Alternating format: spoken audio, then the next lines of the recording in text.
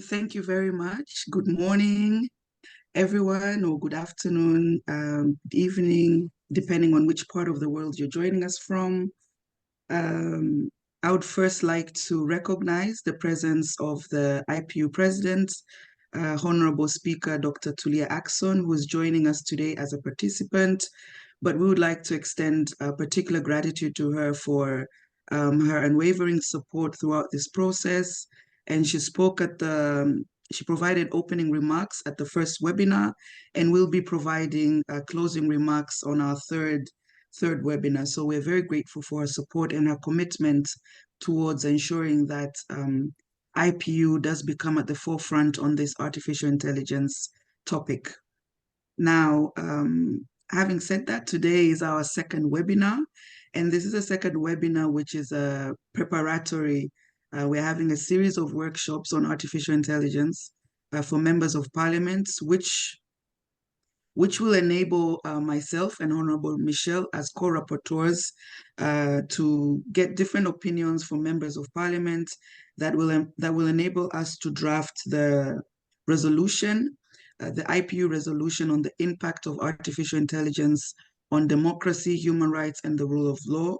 That is expected to be examined and finalized at the 149th IPU Assembly later on this year in October.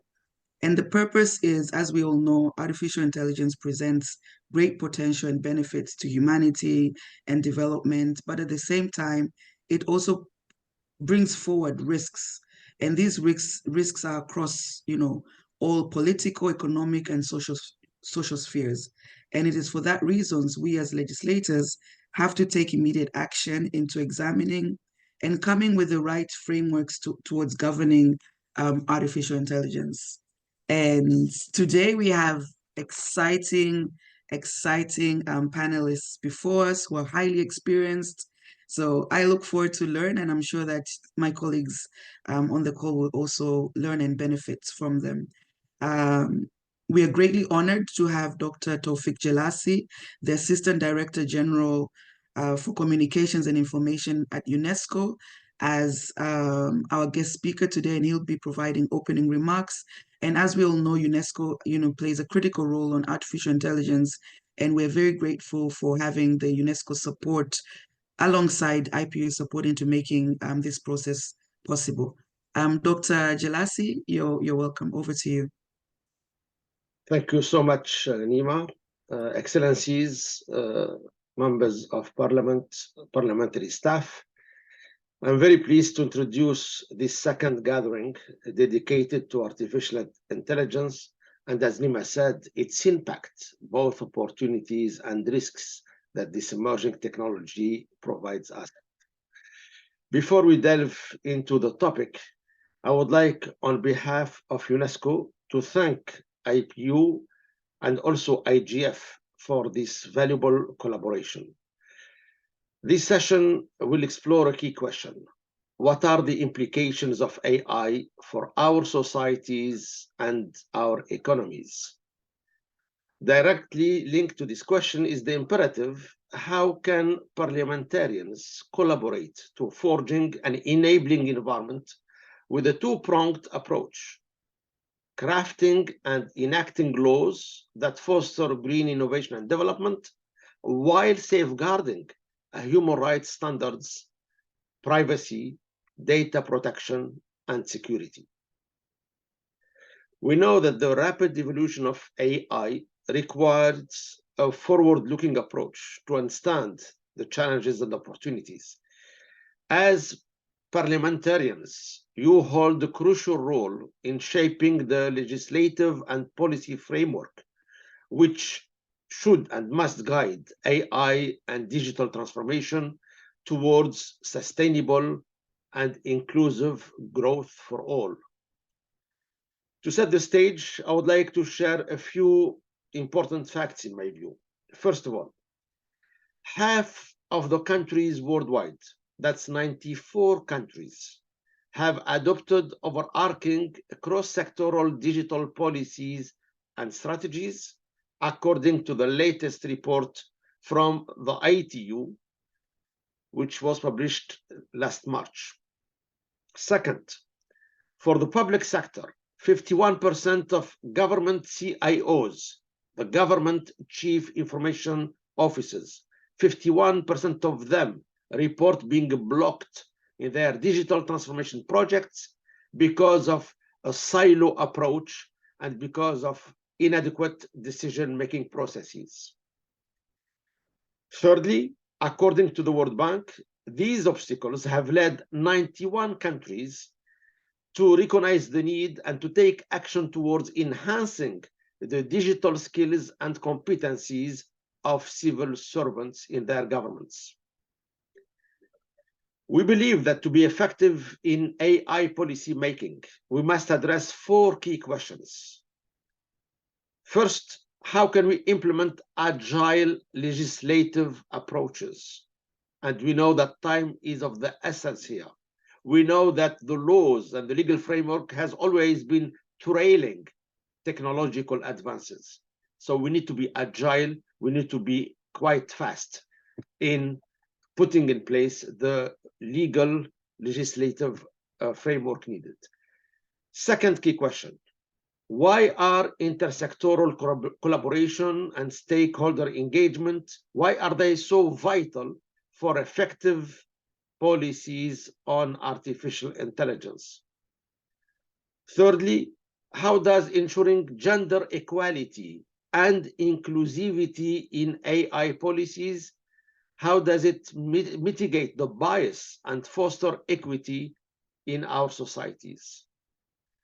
Fourth and last, why is it essential to address knowledge gaps through capacity building and capacity development initiatives?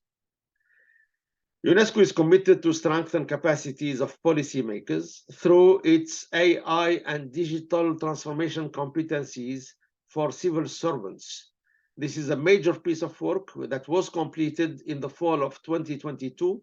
It was conducted in the framework of the UN Broadband Commission for Sustainable Development, which a commission that was founded about 11 years ago by UNESCO and ITU. Since then, we have been developing tools, assessment mechanism for governments to very much assess their readiness to embark on AI and digital transformation.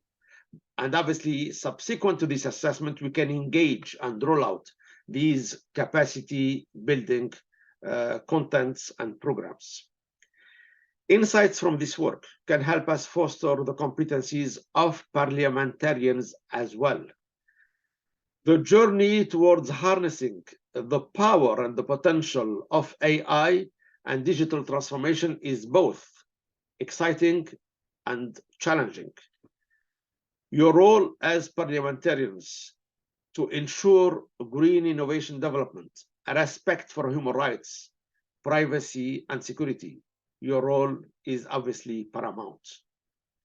UNESCO stands ready to support you in this endeavor, to assist, to help, to engage through our capacity building initiatives, which I mentioned a few minutes before. These were meant to be opening remarks. Let me stop here. I hope that the questions I raised and some of the statistics and facts I shared with you, I hope you find them informative. I wish you fruitful discussions and a successful workshop today. Thank you very much for your kind attention. Thank you very much, Dr. Tawfik Jelassi, for your opening remarks. You've provided critical information and some statistics that go towards shedding more light on the critical and sensitive, yet time-bound responsibility that we have as legislators. And I think something that will be of interest to most members of parliament is the capacity building piece of UNESCO that has been provided to civil servants, perhaps through this collaboration between UNESCO, the IPU, and the IGF, which I also am honored to sit on the UN multi-sector advisory group to come up with capacity building program also for members of parliament, as it is equally critical, like you said. My colleagues, just feel free to put any questions that you may have in the chat, and we will, and Andy and myself will read them out as time permits. Now we have our next speaker, who is Joel Blit. He is a senior fellow at the Center for International Governance, Innovation, associate professor of economics at the University of Waterloo in Canada. And he will be making a presentation, a 20 minute or so presentation. So over to you, Joel. Thank you so much for the introduction, and it's a real honor to be here. The IPU is an absolutely fantastic organization, as Dr. Jelassi was just saying. Many of the challenges that we're going to be facing around AI are going to require countries to be working together, and so it's a real honor to be here before this group. So thanks for the invite. I'm assuming everyone can see my slides and you can hear me. Let me just start by giving a little bit of an overview as to what I'm hoping to offer to you today. So what I hope to give you is a better understanding of how AI is going to be developing over time. So what to expect, what kinds of changes to expect over the next couple of decades, both to the economy and to the world and society more broadly. But maybe even more significantly, I hope to give you a sense of what opportunities AI is going to be presenting to your country, to your economy, and to government as well. So how government can reinvent itself by using these technologies, around AI. So those are really my main goals. Obviously, in 20 minutes, I won't be able to delve into too many details, but I really hope to give you a frame for thinking about how AI is going to be developing over the next couple of decades. So this is a bit of an outline of my talk today. I'm going to be starting by talking about government's challenge. So it's a significant challenge that governments are facing around AI. I'm then going to try and provide you this frame for thinking about AI developing over the next decade or two. And the way I'm going to do that is we're going to delve back into history. So we're going to go and look at previous disruptive technologies and how their adoption path has been to see what we can learn about the likely adoption path of artificial intelligence. We're then going to take this framework, and we're going to apply it to think about the things that are coming up in the next decade, such as how are businesses going to be leveraging AI to transform their business, to transform their processes? What kinds of impacts is that going to have on jobs, on the skills, and what should we be thinking about in terms of regulation? Okay, so that's a quick lay of the land of where I'm going with this talk. So let me start with this. I often give a version of this talk to executives from major international companies, and their challenge is really to reimagine their products and services. In other words, their business model, to reimagine their business model around artificial intelligence. And they're also facing some time pressure, of course, because their competitors are doing the same. But the reality here is that industry executives have it very easy, because this is the only thing really that they need to worry about. Government, on the other hand, has three separate things to worry about. So for the first is very much the same, right? You need to be thinking about how you can reorganize the way that you're offering your services, your programs around this new technology. So you need to be reinventing yourself. So that is in common.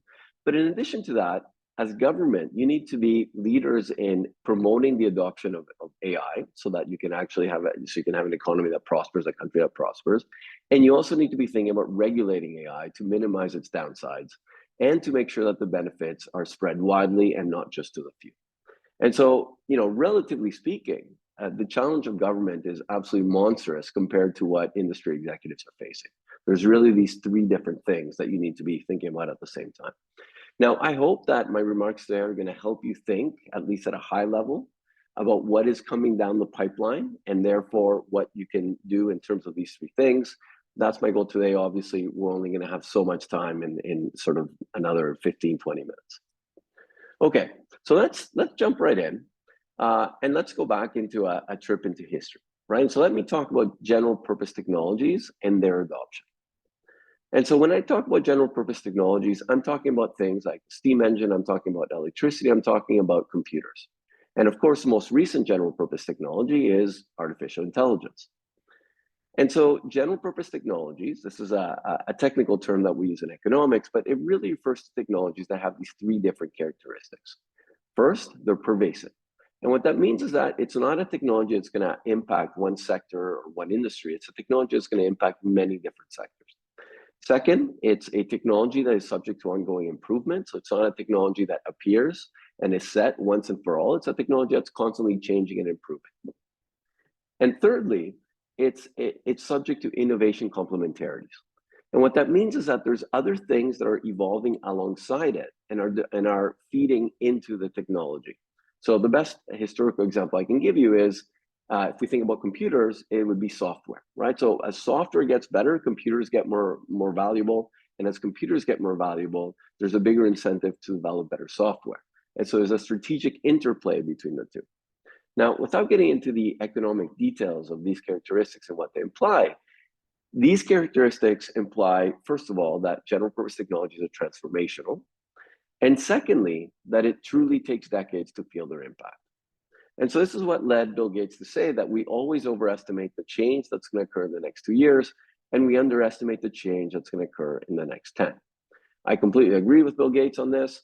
I was on a panel quite recently, and I was asked, is AI hype? That was the question. And my answer was, well, relative to what it's going to deliver in the next 2 years, yes, AI is hype. We're not going to see the kinds of changes that a lot of people are expecting in the short term. But if you give it a decade, it's going to make changes that we can't even imagine today. And so this is the first lesson coming out of previous disruptive technologies. We actually have a little bit more time than we think, even though this one in particular is moving really quickly. But I think the more significant lesson is that the adoption path of all of these technologies they always follow a fairly similar adoption path. And so this can shed light into how we can expect AI to be adopted over time. And so they largely follow these 3 phases of adoption, these technologies. And so this is what I call the 3 R's, the 3 phases of adoption. And so in the first phase, which I call the replace phase, this is where the new technology displaces the old way of doing things. And so often it's old technology, but often as well, it's just people doing things. And so the new technology is going to displace the new technology displaces the old technology, and we see increases in efficiency and more efficient ways of doing things. Now, that said, the actual processes themselves, the business models, don't actually change, right? So in the replace phase, the business models, the processes are fairly fixed. And what happens is that the old technology gets pulled out, and then the new technology gets put in to do that particular task. Now, the processes themselves, the business models, they don't change until the next phase, which I call the reimagine phase. And so in this reimagine phase, the new technology allows the complete reimagining of processes and business models around the new technology. And lastly, we get into the recombine phase, and this is where the technology starts combining with other technologies to create entirely new things. Now, this is the framework. I realize that at this point, it's a little bit abstract. And so let me try and give you an example. And so I'll give you the example of electricity here, right? And so if you go back to the late 1800s, you had factories that were run off of a single on-site power source, a single on-site steam engine, right? And so what that meant is that the factory floor had to be organized in a certain way because each station had to be connected to the single power source through these line shafts. Now, if you fast forward, say 2 decades to the early 1900s, we're now engaging in the replace phase. And what the replace phase meant is that these factories said, well, we now have the electric engine, and the electric engine is more efficient, it's more reliable.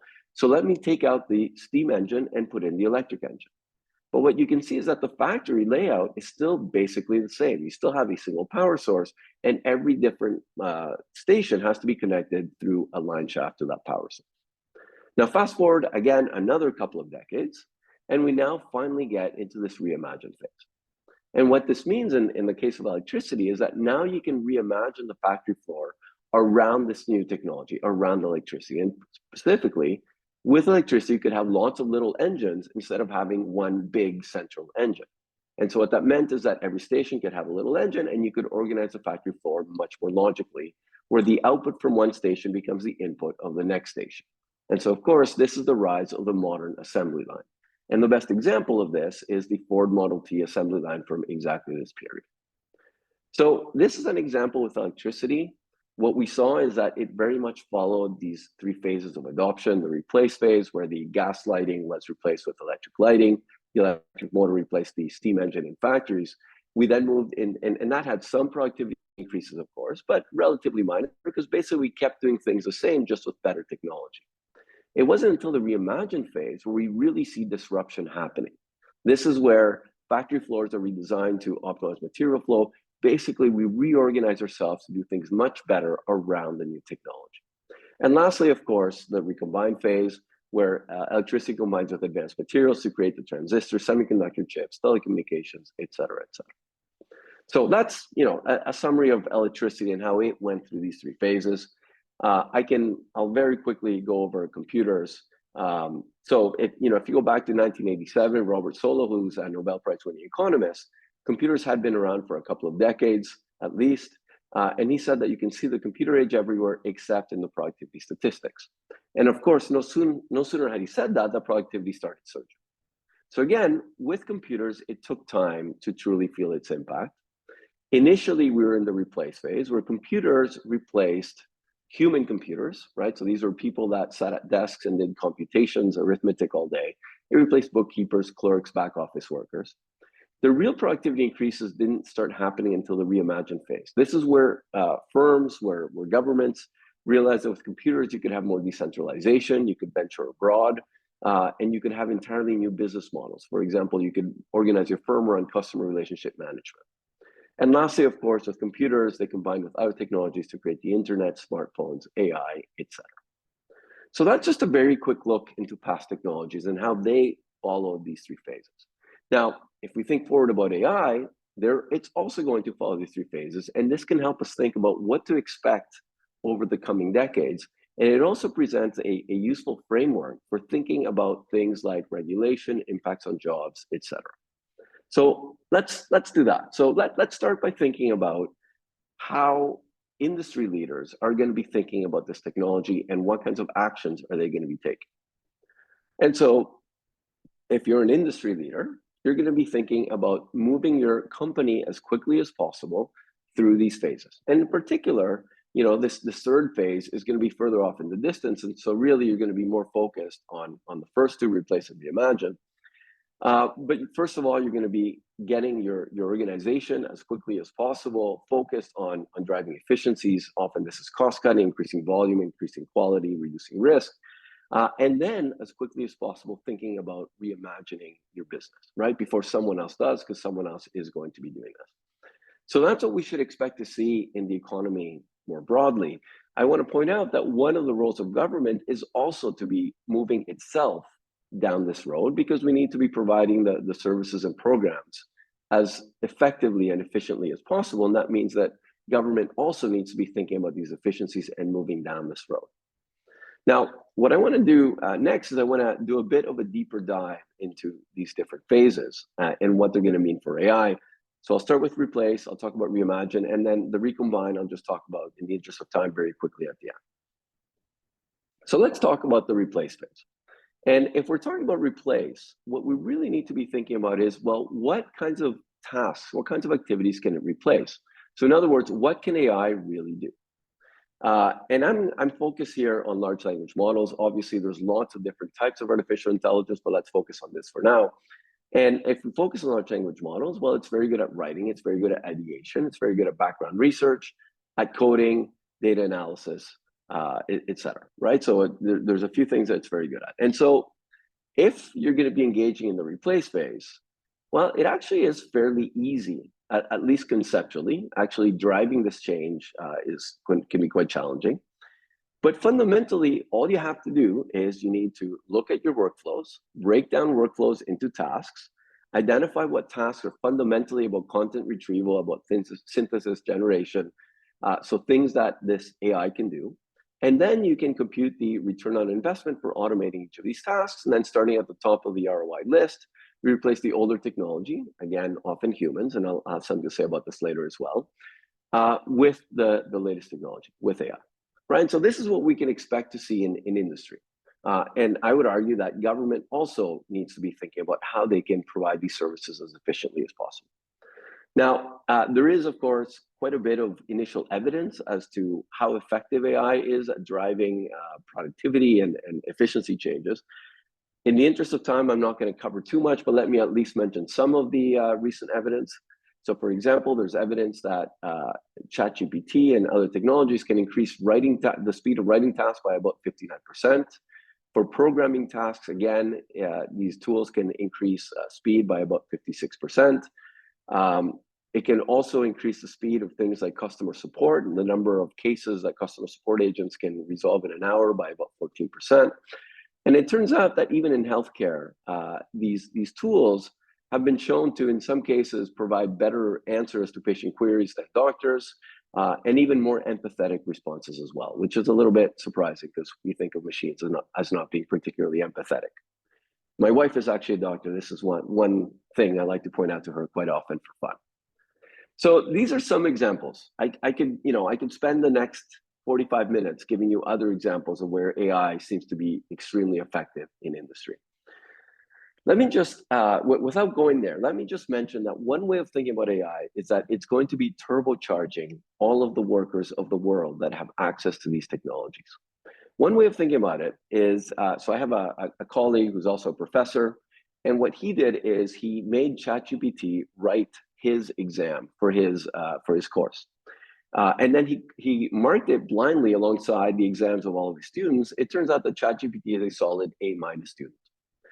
I should say, by the way, that this was a PhD level course, right? So it's quite good.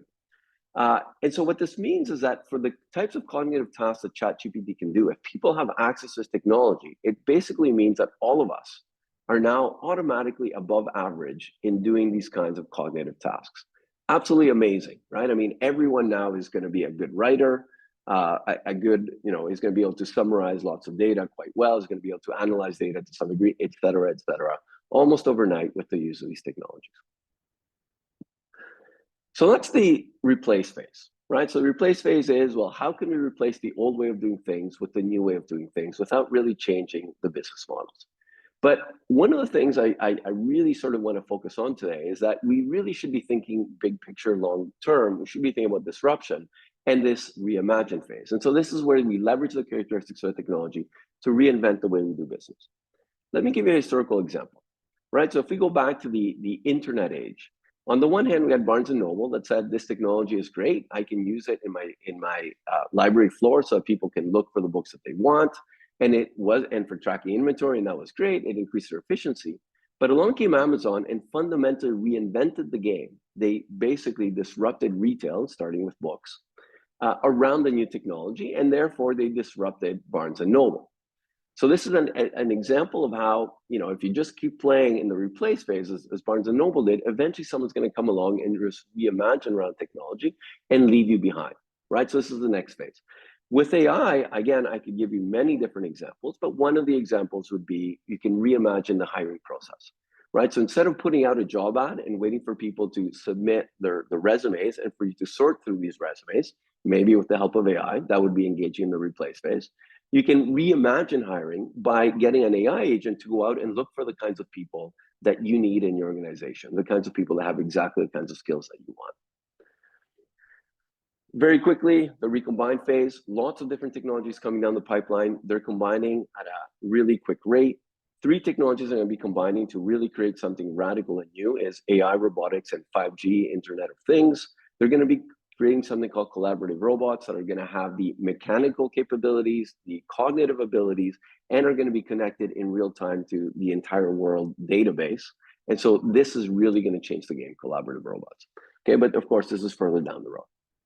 All right, let me say a few things about impact on jobs. And again, I've given you this framework of the 3 phases, and that was my main goal today. But you can use this framework to really think about what the impacts on jobs and skills are going to be and to think about regulation. The first thing I want to say about jobs is in this first phase of the technology of AI, it's mostly going to be human augmenting, right? So it's mostly going to be humans being supercharged by the use of these technologies. That said, there's still going to be jobs that are going to be lost because if a person can now do twice as much work in an hour with the use of this technology, we may only need half as many people, right? And so this human augmenting, human replacing, it's really 2 sides of the same coin. But of course, as technology improves, the human may not always remain in the loop. This is, again, the 3-phase framework. Through the replace phase, the impact jobs is actually quite predictable. The reason it's predictable is that we can see we know the kinds of tasks that AI can do. And so we can just go and look at what jobs are doing those kinds of tasks. And therefore, it's going to be those jobs that are going to be disrupted first. So, for example, the estimates are that in the United States and Canada and many other developed countries, 1 in 5 workers are not going to be impacted at all by AI, at least in this replace phase. 3 in 5 workers are going to see between 10 and 50% of their tasks impacted. And 1 in 5 workers are going to see more than half of their tasks impacted, right? Are going to be impacted very, very, very hard. These are things like writers, translators, journalists, mathematicians, survey researchers, etc. Now, moving on to the reimagine phase, it actually becomes quite unpredictable as to what the impact on jobs is going to be, because this is where we're going to see a radical reimagination of entire industries. And as entire industries get reimagined and changed, it's hard to predict what exactly is going to be the impact on jobs. So for example, it would have been hard to predict that the internet through Amazon was going to disrupt so many retail jobs. And of course, as we get into the third phase, it's impossible to predict what the impact on jobs is going to be. I want to note, because this is really important for policymakers especially, there's going to be winners and losers from these technologies. Winners are going to be the kinds of people that have entrepreneurial skills, critical thinking skills, problem-solving skills, decision-making skills. And the losers are going to be the people that have the kinds of skills that AI can do. Now, I want to point out that for the first time, possibly in history, we have technology that's mostly going to be disrupting white-collar workers. So unlike, say, robotics and unlike the computers, it may actually decrease inequality. Although, of course, we don't want to bank on it, and we want to have in place the kinds of policies to make sure that the prosperity that comes out of AI is going to be widespread and not just concentrated in a few. Let me just say a couple of final thoughts on regulation, because I see that I'm starting to run out of time. I see, so there's many regulatory challenges around AI, of course. If I had to create a list, I'd say that these 4 are maybe the ones that would be at the top of my list. The first is concentration, right? So a concern that AI and the power of AI could be concentrated in the hands of a small group of players. That obviously needs to be a big concern. Information chaos, so misinformation, disinformation, biased information, filter bubbles, etc. The impacts that this could have on democracy, for example, again, a huge concern. Privacy invasion, Dr. Jelassi mentioned this as well. We need to worry about how data is collected, merged, used, disseminated, etc. And I think we're going to have to reimagine and rethink copyright. So first of all, not only is content vital for training these models, so if copyright regimes are too restrictive, we might kill AI in its infancy, at least large language models. But also, as content creation becomes cheaper and faster, we're going to have to rethink about the kinds of protection we want to give it. Otherwise, it's going to be really difficult for creators in the future to create anything that is not infringing on previous content. One final point on regulatory needs. Again, it's fairly predictable what's going to happen in this replace phase. And so it's not as hard to try and regulate for the replace phase. It's very unpredictable how this technology is going to be used through the reimagine phase. And so it's really hard to today regulate for the needs of the reimagine phase. And so as much as possible, we should have in mind the kinds of regulation that are flexible, that hopefully are going to stand the test of time. The other point I want to make is that there's the cost of over-regulation, right, in terms of stifling the technology that can have huge benefits to humanity, are going to be increasing over time as well, because the benefits from AI are relatively small through the replace phase, but become really big once we reach this reimagine phase. And so again, it's really important to strike the right balance between regulation that addresses some of the downsides, but at the same time, allow this technology to flourish so that we can see its benefits. So let me summarize again in the interest of time. I started by saying that the role of government is extremely challenging around AI, because not only do governments have to use this technology to reinvent themselves in the way that they offer services, right? They need to move through these phases, but they also need to be promoting the adoption of AI in the broader economy, right? If you want prosperity for your country, prosperity for all, you can't be stifling this, and you need to be driving this technology forward. And that means that you need to be driving literacy, you need to be driving trust, you need to be promoting adoption and driving innovation around AI, and of course, entrepreneurship around AI. And lastly, of course, incredibly important, regulation, because there's going to be many challenges around this. I haven't gone into details here, but we really need to strike the right balance between promoting it and at the same time regulating it. So in the interest of time, thank you very much. I will stop here and I look forward to a discussion. Thank you.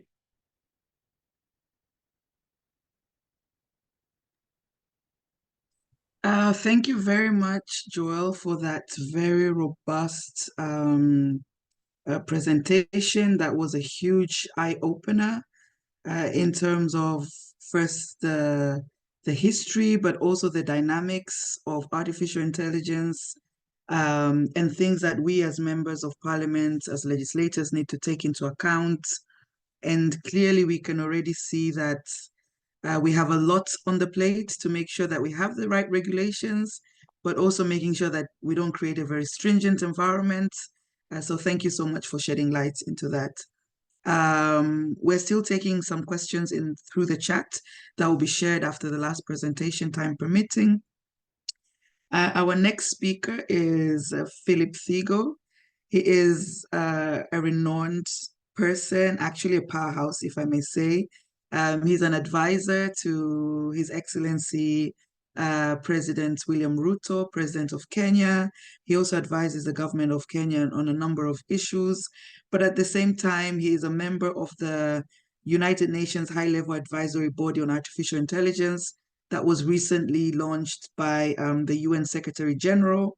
So we're very, very happy to have him on board today as our second speaker. So Philip, over to you. You're very much welcome. Thank you. Thanks so much, Neema, and thanks for the organizers. Of course, Neema, it's too early, but you can see she's brighter and early. Thank you so much for this opportunity to make this presentation. I'll try so that I ensure I don't have overlaps with the previous presentation. There are kind of a lot of issues that I see we could potentially be sort of overlapping, but let me just move that. Let me go to the realities and to Tawfik's opening around where we are seeing. We actually live in an era of accelerations, right? So we see climate and to the extent that how does technology and technological revolution, of course, enhance human achievement, but within planetary boundaries. There's, of course, an issue of the demography and technology, that acceleration. But I think in the context of democracy, technology, and human rights, we definitely, and we know now that we live in an era of diminished trust. So when we talk about AI, we really must talk about the era we live in right now. 70%, as we know, is under autocratic regimes, and we know what that means when it comes to developing technologies. We have about 60 elections this year, 24 in Africa, and we can see the impact of AI in all of those elections. The second piece, of course, is governments are least trusted, and this is according to Edelman's Trust. So how governments legislate or govern technology is within this context of a lack of trust. But also people have real fears out of the COVID-19 pandemic, but also just because of where we are around constrained physical space. A majority of the world is actually very afraid of economic downturns between job losses and inflation. But I think the upside is that technology still remains very much trusted because people have technology in their hands and they feel they can make decisions. Even countries that are poor, at least people have a mobile phone. But also on this other side, scientists are very much trusted, and we know now because of data and evidence, and I think COVID-19 pandemic, besides the COVID denials, was sort of a proof of that. Quickly, in terms of what has been mentioned, I will not talk about industry, I'll talk about the age or the era. As we've seen, the first industrial revolution to the second one, as previously mentioned, took a little bit of time. If you look at 1765 to 1870, that was almost 100 years, plus 105 actually. The second to the third was a little bit shorter. And of course, where we are right now is even shorter. We hardly understand this, but the iPad was born in 2010.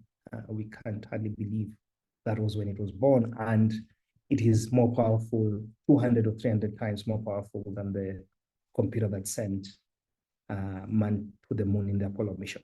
It just tells you how quickly and how rapidly things have changed, but also how this era basically talks about where we are, things are moving very quickly. And so how technology is reshaping how we live, learn, work, and communicate, we can no longer distinguish the world of work and our personal lives. And I think all of us are experiencing the same.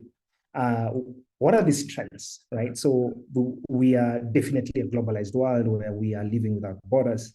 And so we have to think about technology or governance within a borderless and connected world. And we are highly mobile. We couldn't have done this before. We're doing this on Zoom.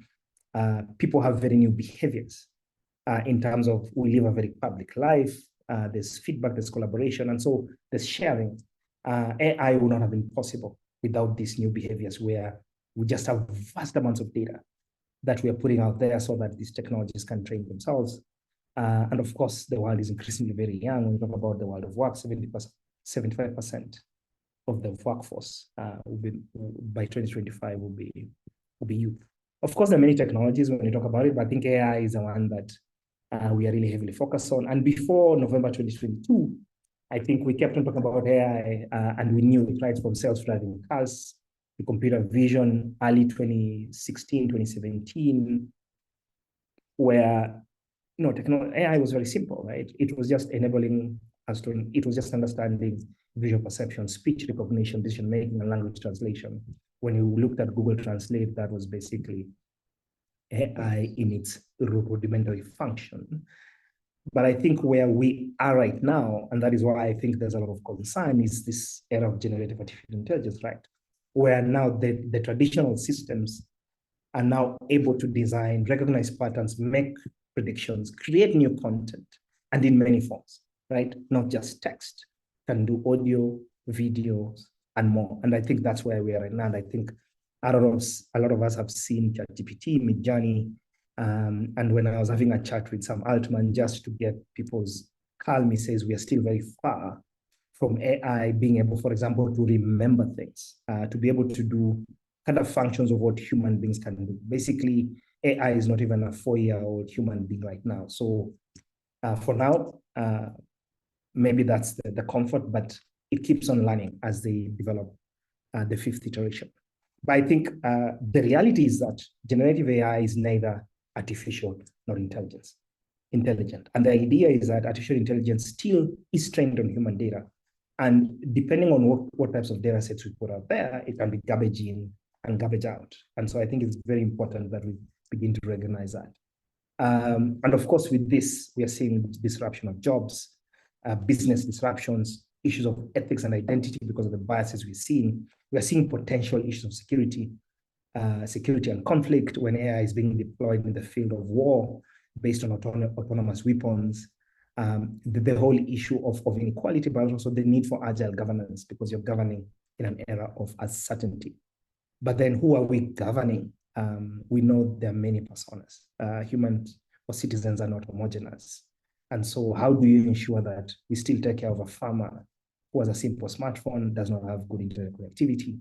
How do you ensure that an elderly person is not displaced, even dislocated in an era of technological acceleration? How do we still ensure that a tech entrepreneur in a small village in Tanzania or Nairobi can still compete with a Fortune 500 or Silicon Valley company like IBM, Amazon Web Service? But also, how do we ensure that we still protect these spaces for youth activism and civic participation and engagement of democratic processes?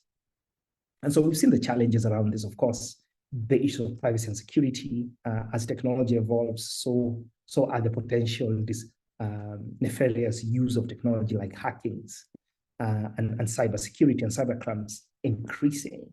The issue of digital divide has even gone beyond digital to an opportunity divide because of where we see technology going. Of course, we've seen resistance to change, and I think the first speaker mentioned this. So how do we overcome bureaucracy and tradition, again, leveraging on technology?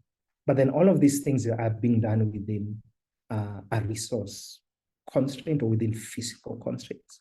But also our procurement systems do not understand how to procure technology because it's not about servers anymore. It's really about every aspect of our lives and government. And finally, how do you measure impact? So I think a lot of these challenges are what we see, but potentially I think what policymakers also, we are seeing the stress that it's creating simply because of how technology works, whether these borderless companies are really blurring the issue of identity, issues of legal jurisdictions, but also taxes.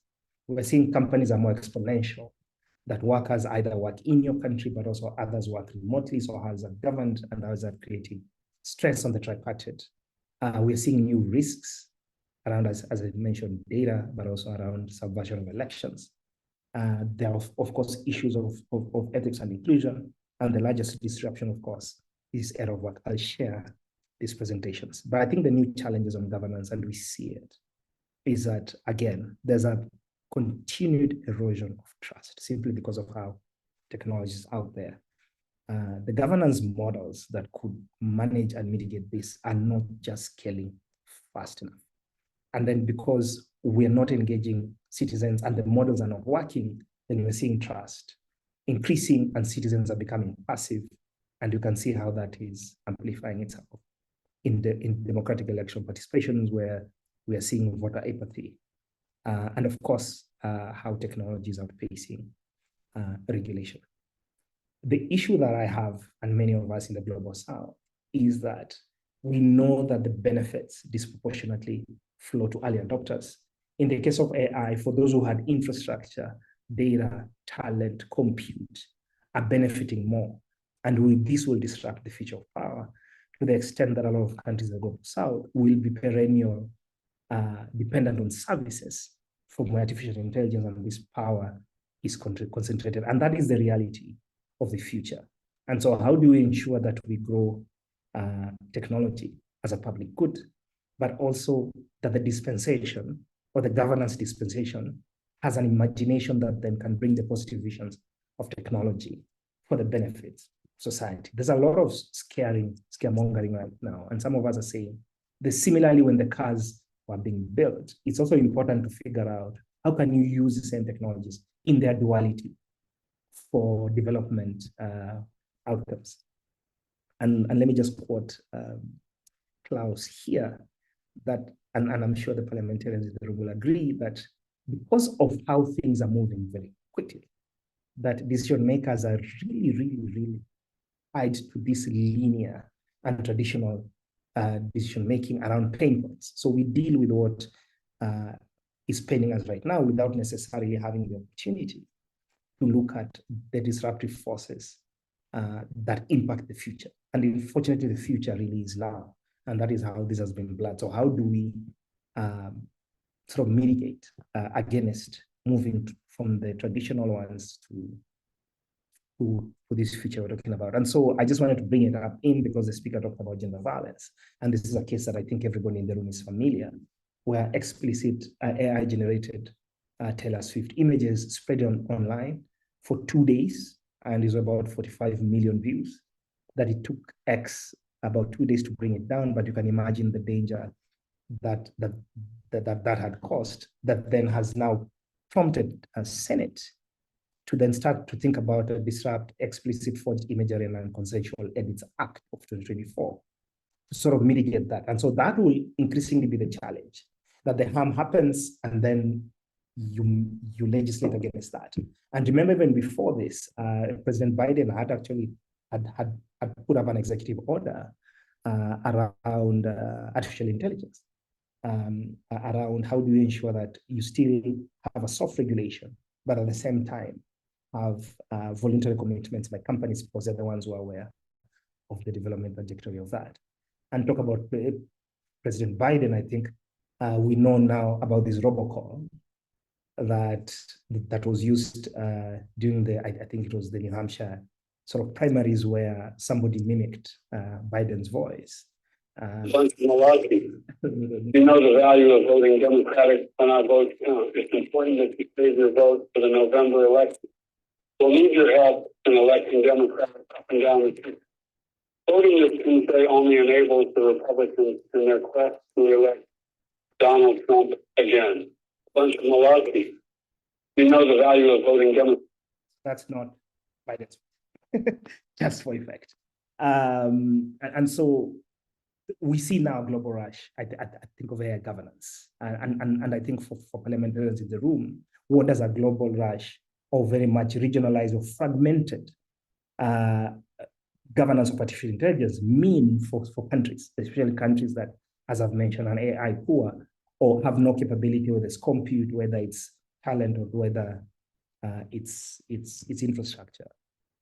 But we know AI, as you know, has duality of purpose. I want to rush through this. There's potentially that we can use it to do that. Quickly, how do we get there? I think what you need to do is rebuild physical trust and then rebuild digital trust, especially in an era of artificial AI. And I think we can do that a lot through open government and increased transparency. I think the future imperative is to build safe, secure, inclusive, and trusted digital future where we really focus on people and people in their personas I've mentioned. And at the core of this, I think, is AI governance, which is agile governance, where we have an all-inclusive governance process that ensures that everybody is included, non-linear, and a collaborative mindset, where we more bend towards experimentation and testing by including everybody before hard coding and legislating against AI, which means we really must move beyond silos and work through a multi-stakeholder approach where we have everybody as part of governing. Quickly, let me go to where now we are doing at the AI Global Governance Board, which is really the approach we are taking in. Of course, we are 39 members, as you've seen, is everybody from all sectors, gender balanced, the 3 nationalities in the wisdom of the SG. We're basically looking at risk and challenges, but also opportunities and enablers, which is where I spend a lot of my time. And the guiding principles, and this is where we think a lot of countries can begin to emulate what we are doing at the global level, is simply go around principles. As much as you go very specific on how you want to govern AI. So one, of course, is how do you ensure that you're inclusive? How do you govern for public interest? How do you ensure that it's built on data governance and promoting data commons? How do you ensure that AI governance is universal network, but also rooted in, again, multi-stakeholder collaboration? But also, how do we anchor this in the UN Charter and international human rights principles? Otherwise, we risk everybody defining how they'll anchor AI. So we are thinking around this broadly, and our report is recommending even the governance functions. I'll not get into this, but I wanted to end with this. We need, honestly, as much as we think about governance, is to think about resource distribution and access. There's already an imbalance on how AI, the fundamentals of AI, data, compute, and talent is distributed. Is yes within wealthy nations, but also large technology firms. How do we mitigate against that? The second piece, of course, is there's an AI divide beyond a technology divide, especially in the global south. How do we, even as parliaments who have power over budgets, still figure out that the basics don't change? We still need to invest on data systems. We need to invest in internet and broadband access. We need to invest in how we reform our education systems so that you can skill, reskill, and upskill our generations, especially in the global south, to be able to compete in this market. We need to invest in electricity. A third of the African continent, for example, has power. But globally, even in this early age of AI, already 10% of global energy resources goes towards compute, and it will only increase. So how do we ensure that that is done? But also, how do we ensure that a lot of these infrastructure developments are done in a way that a lot of countries that are AI poor do not get into more debt and can do this within constrained fiscal space? How do we build local AI ecosystems? Think about, I mean, we have translation here in this call itself. It means some communities need their data and languages digitized so that AI models can be trained on those languages so that they can have a future beyond being invisible within this new AI world. So when I talk about bias, it's about data gaps and data sets that not exist. So how do we potentially invest and ensure that happens? But also, how do we double down on issues of access, on issues of benefits, and issues of capacity? And two things for me for parliaments, I think for me is one is how do we ensure that because you're people's representatives, how do we enhance citizen participation around AI fluency? How do we, as much as possible, design this mixed regulation that, yes, put in guardrails, understand the risks, but then do not stifle innovation? And finally, how do we ensure that we ourselves adopt an agile growth and digital mindset that also covers by international collaboration and then local action in terms of use cases, so that we can better understand where the failures are, where the risks are, but where the opportunities to learn. Thank you very much. Thank you very much, Philip, for that great presentation. That was very, very inspiring, especially on the role that you play first in Kenya, but continentally, but also on the AI advisory body. And you brought together and highlighted the main issues of the AI divide, the AI gender, how it will intensify the gender bias, but also the potential risk on, furthering the online abuse on even women in politics, disruptions in election, as well as the AI gap between, countries and what we as legislators need to do. I think that was very, very important. Thank you very much for that, Philip. Now we have some time for a few questions that were shared on the chat. So the first question that we have is from Honorable Maha Abdel Nassar from Egypt. And the question is basically, what kind of regulation are we talking about when we're saying, regulating artificial intelligence? Is it a framework or is it a legislation? And at the same time, I think this goes in hand. There was another question that is similar. It is from Raphael, which is also talking about in which direction should we go in terms of legislation for copyrights while using AI? So I think those two go in hand together. So if you can each spend maybe 2 minutes or so to go through that, then we can go on to the next. So let's take it to two minutes and then I'll go to the next question. I don't know who wants to go first, Philip or Joel, over to you. Philip, go ahead. Oh God. So I think one is that I think parts of regulation. So as I've mentioned, AI is just not one thing, right? It's many pieces, right? So if you think about the building blocks of artificial intelligence, there's data, there's compute, and there's talent. So you actually need to build regulations around that. Data sharing, data privacy, data security. Around compute is basically around how do you regulate compute. But remember, AI is built on large language models. See, the big issue is for me is that when we talk about security, is how are companies able to secure their large language models so that where we are right now around generative AI, that technology is not trained on data that is fake or data that has problems. So how do you set that up? The third one, of course, is, and general AI regulation is about safety to society, right? Issues of fake news, disinformation, misinformation. So we need to create guardrails, I think, around that. Around copyright, at least at the body, what you're talking about, and I think companies have agreed on that. I think we're out of time, so we need to. I just say watermarking. So we need to watermark, basically. Okay. Sorry. Joel, just less than 2 minutes or so. Yeah, so I guess very quickly, in terms of regulation, I think we really need to have a fairly flexible framework that is fairly broad, but then be very, around key principles, many of which Philip outlined. But we need to be revisiting it constantly, right? It's impossible for us to predict where it's going to go. So let's have some general frameworks, let's get started, and then let's revisit it and sort of put more meat on it as we go forward. In terms of copyright, I think one key here is, one good thing about copyright is that we are rewarding creators for the energy that they're putting into creating content. But if the creation of that content is going to become much cheaper, much faster, much easier, then they don't need to have it protected for 70 years after death or whatever it is, right? And so the way I see it is that copyright should be less strong now that we're in an age where it's much easier to create and cheaper to create content. But again, that's a long discussion that we could have some other time. Thank you very much, both of you. Very quickly, because we're out of time, but I would like to just bring in Dr. Tawfik Jelassi for less than 2 minutes to quickly just talk about the UNESCO guidelines that were recently launched. How does that fit into this?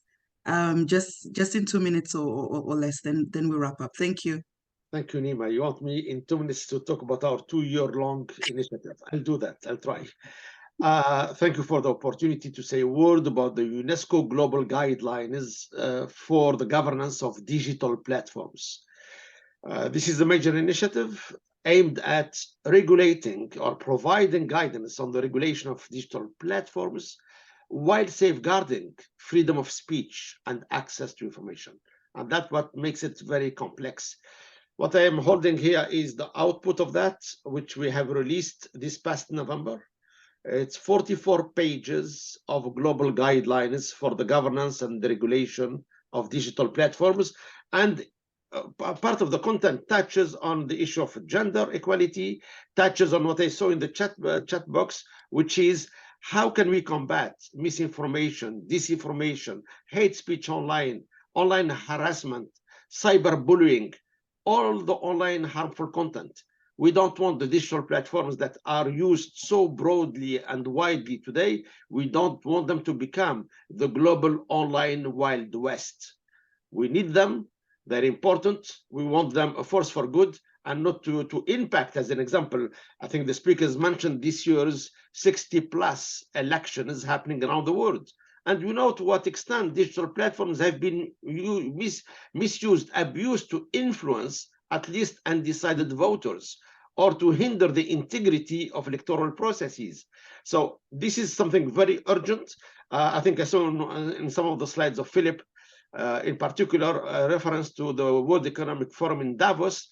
You saw that report of the 10 most important risks the world is facing this year and next year. Number one is disinformation, ahead of climate change, ahead of fighting poverty, etc. So this is something so important that affects all of us around the world, and UNESCO wants to make a contribution to the ongoing global guidance to say we cannot stay passive. We have to do something to combat disinformation and hate speech in particular, because the mission of UNESCO is to build peace in the minds of men and women. The harmful online content does not contribute to building peace. It's very divisive. It generates hatred. And more than that, we have cases of genocides where digital platforms were used towards that. So thank you, Neema. This document is available on the website of UNESCO in 7 languages, the 6 UN languages plus Portuguese. If you would like to download this document, hopefully it will be useful to parliamentarians as well, because of course our work is not one size fits all. This has to be contextualized. When Parliament decides on drafting a law or revisiting a law, we did it through a multi-stakeholder approach. Another point that Philip mentioned. This is not an output of intergovernmental process. This is the output of truly multi-stakeholder inclusive process. I hope you find it informative and useful. Thank you, Neema. Thank you very much. And now we're at the end of our second webinar. I would like to provide special thanks to everybody for being on the second webinar throughout. And again, special thanks to the IPU president, the speaker of Tanzania, Honorable Dr. Tulia Ackson, for being a participant throughout this call. And I would like to remind you and welcome you all to register for our third and final series of workshops on AI that will be taking place on the 6th of March at 1500 hours, that is 3 p.m. Geneva time. And the focus will be on global responses to emerging advanced artificial intelligence technology. So be sure not to miss our third series. And together we continue to be grateful for all of your support, in particular the IPU Secretariat, Andy's support, on behalf of myself and Honorable Michelle from Canada as co-rapporteurs of the IPU resolution on the impact of artificial intelligence on democracy, human rights, and the rule of law. Thank you very much, all of you, and hope to see you on 6th of March. Thank you. Thank you. Thank you so much. Thank you very much.